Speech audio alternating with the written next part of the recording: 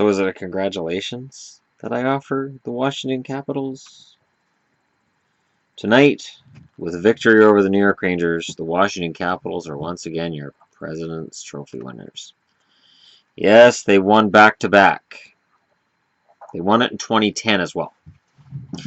So, how about that trophy? Now, a lot of people have said it's a jinx. I think jinx is overstating it, but there's something to be said for teams being underwhelming after they win that trophy. I think there's a lot of mileage that gets put on winning those regular season games, and the President's Trophy is something to be proud of. It is, because you have finished number one overall. You are the top team. You're it in the entire league. But then the playoffs start. And the only thing that President's Trophy wins you is an opportunity to get Game 7 at home. Here's the thing. You have to win on the road. Even a President's Trophy winner has to win on the road. If you lose all three on the road, and you don't win all three at home, you're done. And the Capitals, they know about being done. In their previous two opportunities with the President's Trophy in 2010, they lost in the first round to the Montreal Canadiens. We all remember that. I was a huge fan of Jaro Halak that spring. I have to admit, I didn't like Montreal, but man, Jaro Halak really won me over that spring. And then last year, again, 120 points, and they lost in the second round to Pittsburgh. It was rough. Looking over recent results, before last year in 2015, the Rangers won it. They lost in the conference finals to Tampa. 2013-14, the Boston Bruins won it. Lost in the second round to Montreal. In 2013, the Blackhawks won it in the lockout-shortened season, and they won the Stanley Cup over Boston. So there's a winner. 2012, the Vancouver Canucks lost in the first round to the LA Kings. 2010, the Canucks lost the Stanley Cup, or 2011, the Canucks lost the Stanley Cup final to the Bruins. 2010, Washington. So 2010, we're looking at the Washington Capitals when they won their first President's Trophy, and lost in Montreal. 2009, the San Jose Sharks won their only President's Trophy. They lost in the first round to Anaheim. 2008, the Detroit Red Wings won their sixth President's Trophy and won the Stanley Cup. Detroit, on their first President's Trophy, lost in the conference quarterfinals, so the first round to Edmonton. In 2004, when they won their fourth, they lost in the conference semifinals to Calgary. 2002, when they won their third, they won the Stanley Cup. In 1996, when they won their second, they lost in the conference finals to Colorado. In 95, they lost the Stanley Cup finals to New Jersey. So Detroit has had 6 President's Trophies and 2 Stanley Cups out of it. The Rangers won the Stanley Cup in 94, Dallas won the Stanley Cup in 99, Colorado won the Stanley Cup in 2001, and as I mentioned, Detroit won in 2002. In the middle of that, the 2000 St. Louis Blues won that President's Trophy and lost in the first round to San Jose. And it's interesting because I remember the 2000 playoffs, and I remember St. Louis winning the President's Trophy, and I kept hearing how St. Louis was going to win it, and I went, no, they're not. They're St. Louis. And when they lost in the first round, I went, yeah, they're St. Louis. And there's some of that with Washington, too. This is their third. The President's Trophy is this trap. and part of the reason that the first round upsets happen, okay, is because for the President's Trophy winner, like for Washington, tonight against the Rangers, it was kind of a no-hitter. It was kind of a boring game in that you could tell both teams were just trying. They're not going to get hurt. The Rangers didn't care if they won. The Rangers are entrenched where they are. They're playing Montreal in the first round. Washington knows they're President's Trophy winners, and they're just trying to square away their spot and also trying not to get hurt. So there was some competition on the ice, but not a lot. And considering the Rangers and Washington hate each other as much as they do, there was a heck of a lot less hatred in this game than usual because both teams were like, hey, We're not going to meet in the playoffs unless it's the conference final. So we don't need to go out here and hurt ourselves against a team that we're likely not going to see.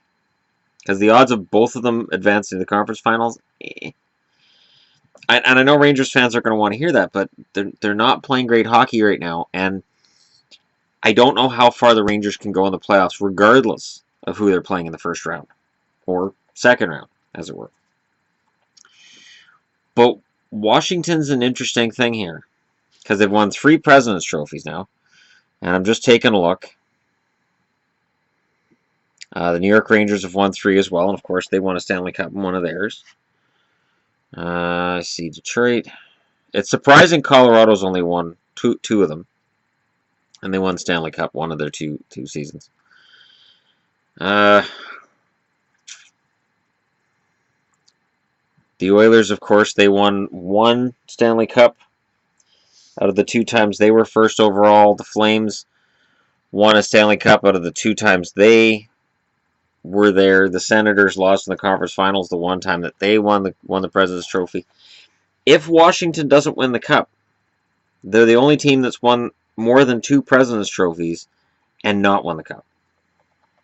So we can banter about whether it's a jinx or whether it's a good thing or a bad thing. The fact is, Washington doesn't have an excuse right now.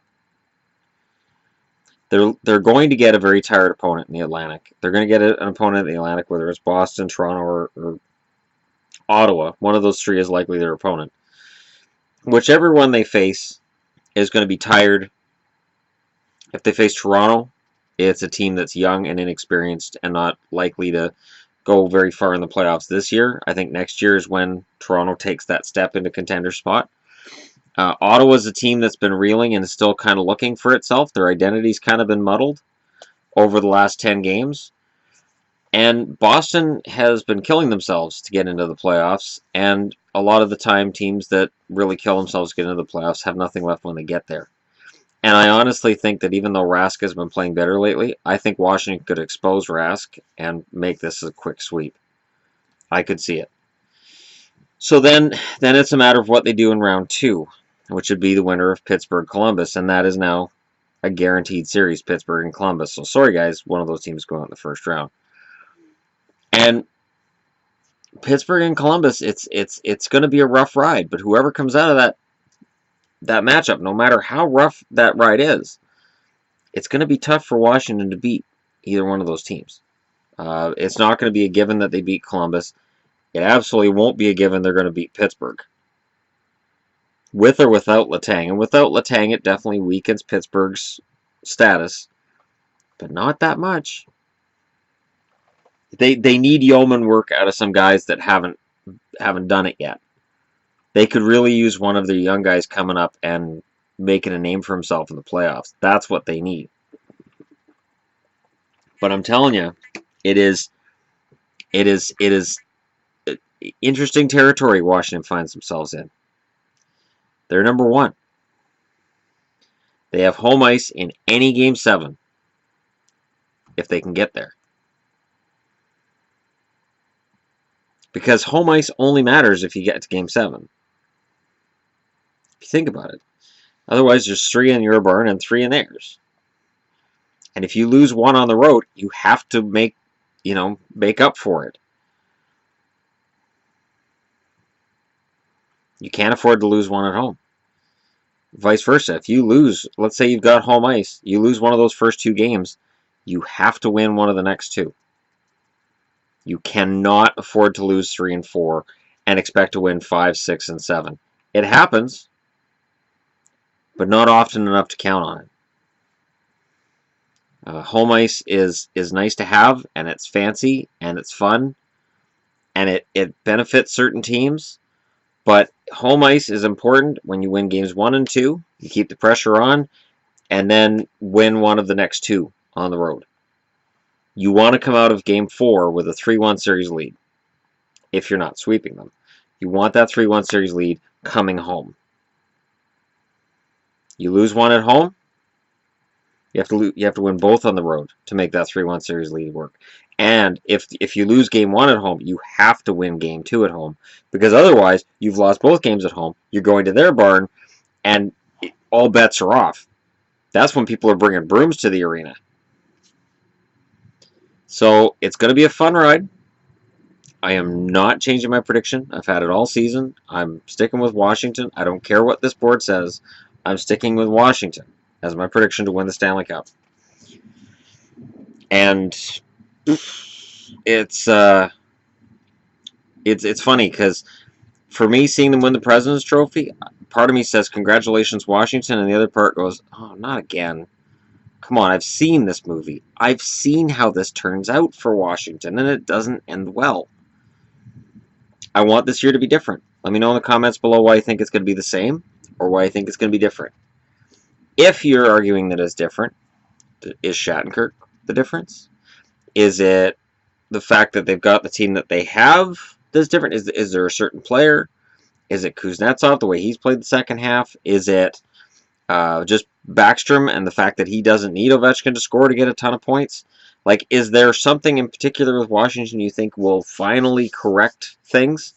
Or is it a matter of Pittsburgh's going to be weaker, allowing Washington that chance to jet out of their division?